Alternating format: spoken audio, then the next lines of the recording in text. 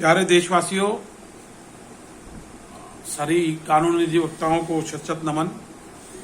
आज हम आपके साथ बहुत गंभीर विषय चर्चा करने जा रहे हैं। जो पिछले 7 दिन के अंदर कुछ पोस्ट, कुछ न्यूज़पेपर की कटिंग चला के दिल्ली की और भारत की जनता को गुमराह करने का प्रयास किया जा रहा है। झूठी रूमर उड़ाई जा रही है बिगर किसी सबूत के आधार के कि 5G टेस्टिंग की वजह से टावरों के अंदर 5G टेस्टिंग की वजह से जो है ये कोरोना की बीमारी फैल रही है।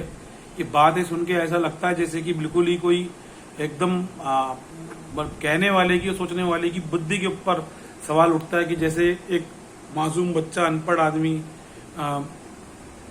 ग्रेजुएशन पास बंदा जिसको A फॉर एप्पल में पढ़ना है, ऐसे ही बात ये सुनने के बाद, पढ़ने के बाद लगती है कि इतनी सारी कंट्रियों के अंदर ये 5G के रेट ये चल रहे हैं।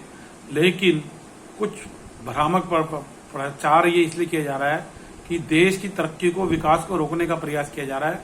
और जो कोरोना का ये जो चल रहा है, जो एक्चुअल समस्याएं आ रही हैं कि दिल्ली सरकार ऑक्सीमीटर नहीं दे पा रही, ऑक्सीजन नहीं दे पा रही, रेमडेसिविर की ब्लैक पे बिक रही है, दवाइयां ब्लैक पे बिक रही है, इसके अंदर मरीज मर रहे हैं 25-25। जयपुर गोल्डन की हालत आप देख लो, बत्रा हॉस्पिटल, बहुत सारे हॉस्पिटलों के अंदर दिल्ली के अंदर ये हुआ है। इन पे केस दर्ज होना चाहिए। सिप्ला कंपनी से जहां से दवाइयां चली हैं वहां से सेलिंग तक क्या केस दर्ज होना चाहिए। जितने लोग मरे हैं, जिनका इलाज चल रहा है, उनसे बीमा की कंपनियों ने कितना पैसा वसूल किया कैशलेस फैसिलिटी के अंदर सरकार से, और कितना कैश लिया लोगों से। वैन वाले लूट रहे हैं। इस टाइम इतने बुरे हालात दिल्ली के हो गए हैं, भारत के हो गए हैं। इस चीज के अंदर मैं ये बताना चाह रहा हूँ कि खासतौर से दिल्ली में मैं रहता हूँ, दिल्ली का नागरिक हूँ। समस्या इतनी खराब हो गई और ये झूठी रूमर्स उठा के घुमा के लोगों को गुमराह किया जा रहा है। दिल्ली सरकार की जो नाकामियां हैं उनको छुपाने का प्रयास किया जा रहा है। कोई आधार नहीं है, कोई सबूत नहीं है, किसी कोर्ट में कोई लिटिगेशन पेंडिंग नहीं है।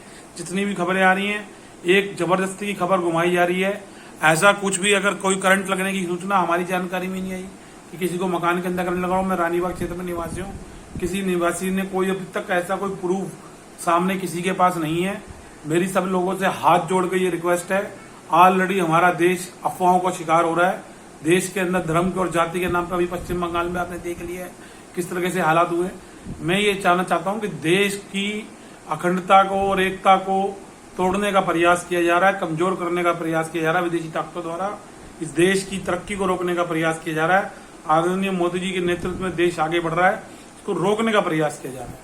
इसीलिए इस तरह की अफवाहें उड़ाई जा रही हैं। कॉर्पोरेट सेक्टर आगे बढ़ना चाहता है। कुछ लोग मोबाइल टावर कंपनी में, मैं ये पूछना चाहता हूं कि अंबानी जी जो कि जियो कंपनी को चला रहे हैं, जियो ने कितनी उपलब्धियां दी हैं आज गांव गांव के अंदर।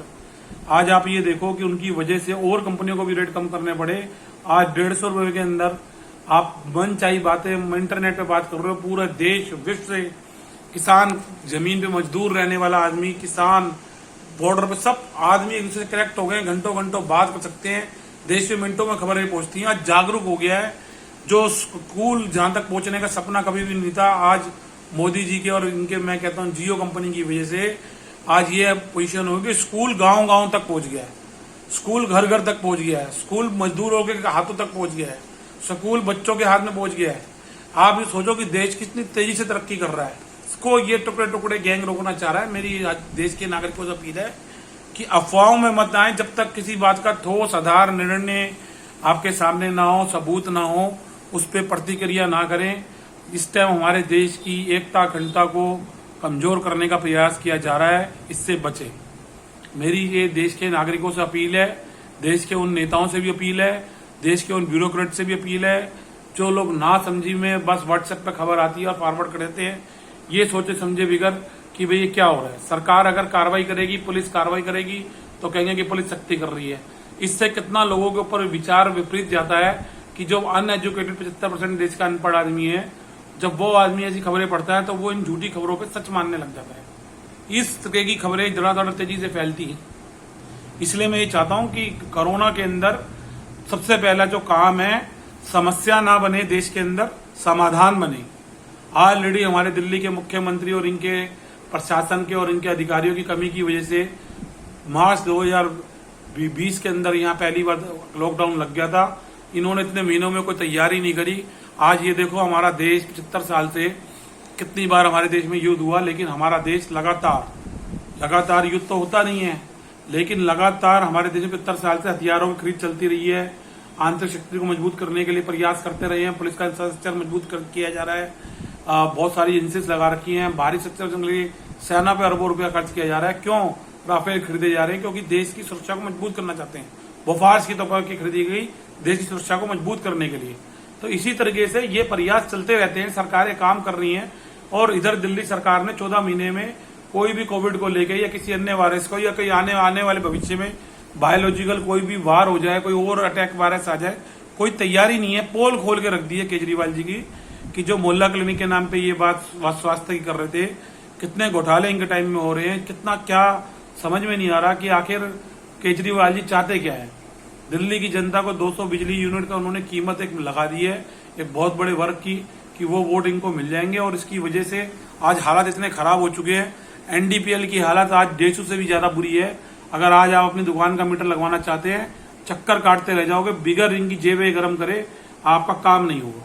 इतनी बुरी हालत हो गई है कि इतने कानून बना दिए गए हैं, कोई सवाल जवाब नहीं है। इतनी रिस्ट्रिक्शंस लगा दी गई हैं कि मिडिल मैन के बगैर आपके मीटर, यहाँ रानीबाग में इतने मकानों के मकान बन रहे हैं, मिडिल मैन के बगैर मीटर नहीं लग पाते। 4-4, 5-5, 6-6 मीटर एक मकान में लगते हैं। तो सिर्फ मिडिल, क्योंकि आम आदमी को जानकारी नहीं है, कागजी फॉर्मेलिटी को पूरी कर नहीं सकता। इनके ऑनलाइन के प्रोसीजर है कि ये काम करो नहीं तो ये काम चलेगा नहीं, ये स्टेप करो ये स्टेप होगा नहीं। आदमी जानता ही नहीं है, अनपढ़ आदमी है, अनएजुकेटेड लोग हैं मोस्टली लोग, कैसे कैसे इसको वो करेंगे। इसलिए मेरी ये प्रार्थना है कि ये दिल्ली सरकार और दिल्ली के नागरिकों से, भारत की जनता से, और मैं तो आदरणीय गृह मंत्री श्री अमित शाह से भी प्रार्थना करूंगा और दिल्ली पुलिस कमिश्नर से भी कि इस तरह की अफवाह उड़ाने वालों को सूचना दें और एक प्रेस कॉन्फ्रेंस दिल्ली के पुलिस कमिश्नर और गृह मंत्रालय द्वारा जारी करी जाए और बताया जाए कि ये 5 एडिशन का जो मैटर है, इसके अंदर सूचना और प्रसारण मंत्रालय भी अपना पक्ष रखे, आगे आके बताए कि ये खबर सच्ची है झूठी है, और इसके ऊपर खुल के बात होनी चाहिए और इसको, ताकि ये मिसगाइड करने वाली खबरें जो हैं बंद हो। मैं ये चाहता हूं, मेरे को लगता है कि कुछ लोग इस देश की तरक्की को रोकने के लिए और मोबाइल कंपनियों को ब्लैकमेल करने के लिए ऐसा कर रहे हैं और ये गलत है। दिल्ली की जनता को गुमराह करने का प्रयास किया जाए, ये प्रयास रुकना चाहिए। इसी के साथ आज शब्द को विराम देते हैं। जय हिंद, जय भारत।